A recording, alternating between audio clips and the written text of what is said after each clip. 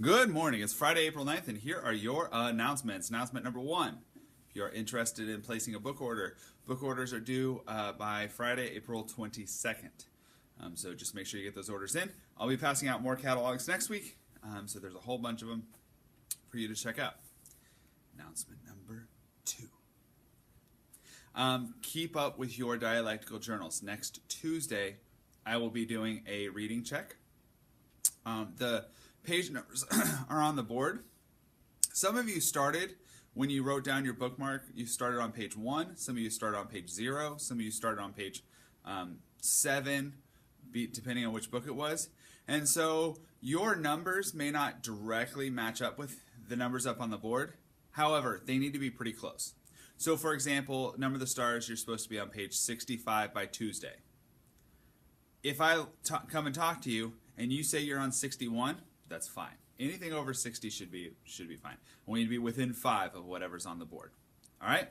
So keep up with that reading. Make sure your left side of your page, you've got a quote, including page number from the book. Right side of the page, you're using a reading strategy. You need to use at least 20. So a good way to do this would be to take the number of pages divided by 20. And that lets you know about how many you need to do every so many pages. So most of you, it's one about every 20 pages. Okay? So go ahead and do that. Or some of you, it's one every 10 pages, I should say. So make sure you're keeping up with that. I am doing a book check next Tuesday.